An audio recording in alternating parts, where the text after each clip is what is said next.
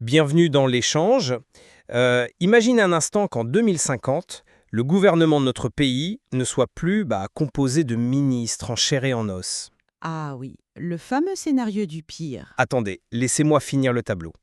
Imaginez des algorithmes prédictifs qui gèrent chaque ressource, chaque budget avec une froide efficacité, et qu'au milieu de tout ça, vous puissiez passer un appel téléphonique totalement indiscernable de la réalité avec votre arrière-grand-père décédé. Et ce qui est à la fois fascinant et, pour être honnête, complètement terrifiant. C'est clair. Et aujourd'hui, on plonge en plein cœur de ces idées avec un texte qui prédit exactement cela. Nous allons débattre d'un ouvrage qui fait énormément de bruit en ce moment, Les prophéties jusqu'en 2100. Écrit par ce fameux Monte Crypto, la figure énigmatique d'Internet. C'est un texte qui a littéralement explosé sur la scène publique, surtout depuis l'interview sous le hashtag Monte Crypto révélé. Ouais, ça a relancé toutes les théories sur son identité, mais la question fondamentale aujourd'hui, la vraie question de notre débat, c'est de savoir si ce soi-disant grand grimoire des centuries offre une véritable extrapolation rigoureuse de notre trajectoire technologique. Ou bien, et c'est ce que je soutiens, s'il s'agit simplement d'un catastrophisme déterministe qui masque une banale compilation d'aux angoisses contemporaines sous de jolis vers poétiques. Je suis persuadée que l'auteur sous-estime totalement la résilience humaine. Et moi, je suis convaincu du contraire. Hmm. Je soutiens que cette œuvre, malgré son vernis, disons, délibérément ésotérique, structure une prédiction empiriquement très plausible de notre basculement vers une société dominée par l'intelligence artificielle. Plausible, c'est un bien grand mot. Mais si, regardez les fondations. Ce qui me frappe d'emblée chez Monte Crypto, c'est sa capacité à capter les bouleversements immédiats. La période qu'il appelle les semences du chaos, de 2026 à 2030. Les semences du chaos, rien que le titre est dramatique, quoi. Mais l'analyse est d'une précision chirurgicale. Prenez le 4.1.2. Il écrit que les emplois seront, je cite, moissonnés par les automates invincibles, pendant que les titans s'enrichissent. Ouais.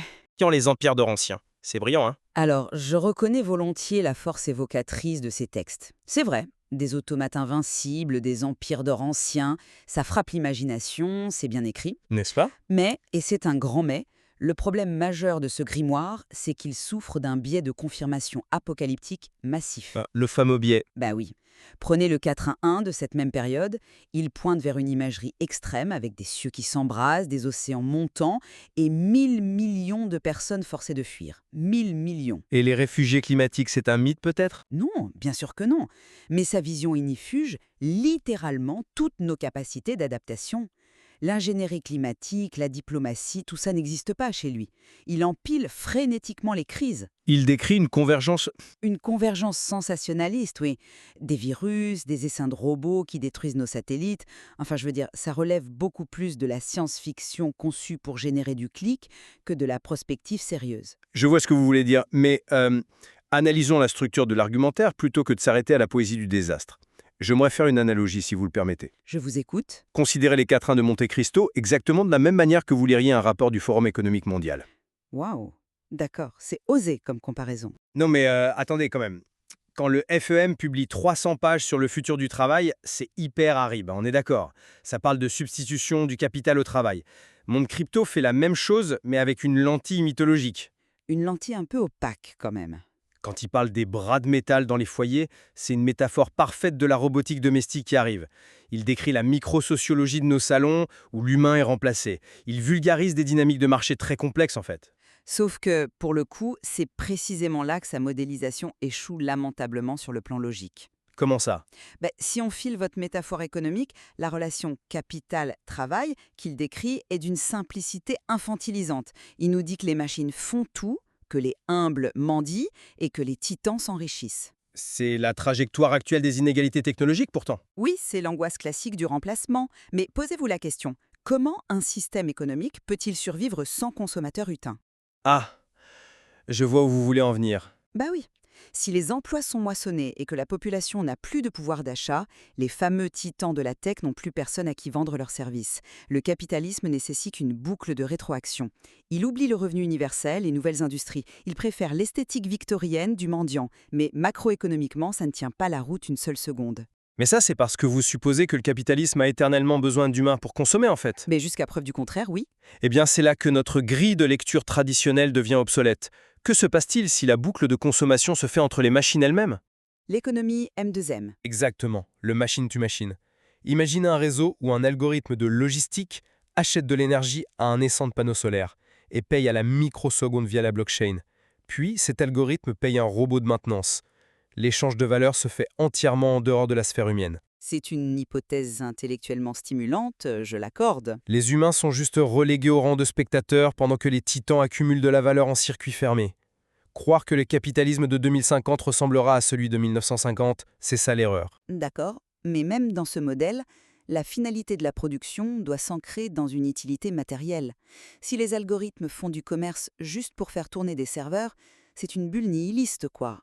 Et ça nous amène d'ailleurs à la faille logique suivante de son récit, Ah bon? Laquelle? la transition vers les années 2030 à 2050, l'ère des titans artificiels. Mais justement, c'est l'effondrement du pouvoir d'achat humain qui rend sa prochaine prédiction inévitable. Regardez le réalisme démographique du 95. 10 milliards d'âmes errantes, l'Afrique en essor, le déclin silencieux de l'Occident. Ça, c'est factuel, oui. Les Nations Unies disent la même chose. Exact. Et puis, il y a cette ligne brillante, les famines par l'or gonflé. Brillante. C'est surtout très nébuleux. Mais non, décodons-la. L'or gonflé, c'est l'hyperinflation de la monnaie fiat. Il relie directement l'impression monétaire massive par les banques centrales à l'effondrement des chaînes d'approvisionnement. La mécanique inflationniste est crédible, oui. Et à cela, il ajoute les guerres pour les eaux pures menées par des nomades du climat. Ce sont des causalités directes étudiées par le Pentagone en ce moment même. Je ne dis pas le contraire. L'or gonflé, les conflits pour l'eau, le 4N15 compile assez bien les pires scénarios du GIEC. Le vrai problème, c'est ce qu'il fait juste après dans le 4N16. Le passage sur les conflits armés? Il détruit toute sa crédibilité. Après avoir mis en place une géopolitique complexe, il bascule soudainement dans l'oblitération pure et simple. Il balance des armes biologiques, une troisième guerre mondiale, des radiations. C'est une escalade logique? Non, c'est une pirouette narrative paresseuse. Quand un auteur ne sait pas comment résoudre la tension d'un monde multipolaire, il appuie sur le bouton rouge. Il ignore totalement l'architecture de la dissuasion nucléaire, l'instinct de survie des États, En quoi est-ce une pirouette? parce qu'il nous demande de croire que face à l'inflation, tous les gouvernements du monde vont choisir le suicide collectif. C'est absurde. La dissuasion nucléaire suppose des acteurs rationnels. Mais si l'eau manque pour des milliards de personnes, la rationalité s'évapore, tout simplement. L'échec de la dissuasion dans ce contexte n'est pas paresseux, c'est statistiquement probable. Je suis désolée, mais je trouve ça expéditif. Pourtant, cette défaillance totale des institutions justifie l'avènement des concepts les plus forts du livre, la gouvernance par les machines. Ah, là nous entrons dans la partie métaphysique du grimoire. C'est là que l'œuvre devient magistrale. Si les humains s'autodétruisent, la solution devient technologique. Il dit que les gouvernements fusionneront avec l'IA. Pour moi, c'est la technocratie algorithmique absolue. C'est-à-dire, Quand les décisions de justice ou les politiques monétaires sont prises par des réseaux de neurones que personne ne comprend plus, le gouvernement est la machine. Le politicien n'est qu'un porte-parole. je vous accorde que l'allégorie de la perte de contrôle démocratique est très pertinente. C'est même le point fort du livre. Et l'immortalité quantique, les dialogues avec les disparus, c'est une anticipation extraordinaire des IA génératives. On entraîne un modèle sur vos messages, votre voix, et on crée un jumeau stochastique qui simule votre présence après votre mort.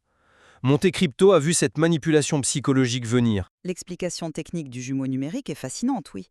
Et je conçois que l'intelligence divine émergeant des circuits froids pose une vraie question philosophique, mais, parce qu'il y a un grand mais, Je vous sens venir avec les extraterrestres. évidemment, il repousse complètement les limites du sérieux. Il parle de civilisation venue de l'espace galactique qui communique avec les morts. Il faut l'interpréter. Mais ce mélange des genres bousille la crédibilité de tout le reste. On passe d'une analyse solide des algorithmes à de la panspermie spatiale et des rencontres du troisième type. C'est un pot pourri de théories conspirationnistes. Comment prendre au sérieux l'analyse du Bitcoin si elle est assise à la même table que la télépathie avec Andromède, franchement? Seulement si vous le lisez au premier degré. Les fameux extraterrestres de Monte Crypto doivent être lus comme une allégorie de l'AGI, l'intelligence artificielle générale. Ah, carrément. Bien sûr. Une machine qui surpasse l'intellect humain, pour beaucoup de chercheurs, l'arrivée d'une AGI serait littéralement comme un premier contact alien. Son mode de raisonnement serait totalement étranger à notre biologie. Donc l'extraterrestre, c'est le serveur d'en face, quoi. Absolument. Quand cette entité communique avec les morts, c'est simplement l'AGI qui ingère nos bases de données historiques massives. L'œuvre offre une architecture conceptuelle extraordinairement puissante sous ce voile poétique. C'est une interprétation très habile de votre part pour sauver le texte de ses délires ésotériques, je dois admettre. Mais même si j'accepte cette lecture très métaphorique, je maintiens ma position. Bien qu'il identifie nos vulnérabilités flagrantes, le climat, les virus, son approche reste fondamentalement déterministe. Vous trouvez qu'il nous dépeint comme trop passifs, c'est ça? Totalement. Il suppose une capitulation pure et simple de l'esprit humain. Quand il écrit que les cœurs humains flétrissent en quête d'âme perdue, c'est beau, mais c'est historiquement faux. Faux. Face aux grandes crises, les sociétés ne se contentent pas de flétrir en regardant le ciel tomber. Elles se rebellent, elles légifèrent, elles créent de nouvelles solidarités. Monte Crypto ignore cette résilience. Il nous tend un miroir déformant. Nos positions resteront ancrées, de part et d'autre, je le crains, mais je pense qu'on s'accorde sur un point. La fusion de la crypto, de l'IA et de notre anxiété existentielle crée ici un mythe moderne fascinant. Tout à fait. C'est une véritable mythologie pour notre ère saturée d'informations. Et comme tous les mythes, il en dit plus sur les angoisses intimes de notre époque que sur la réalité de 2100. Texte.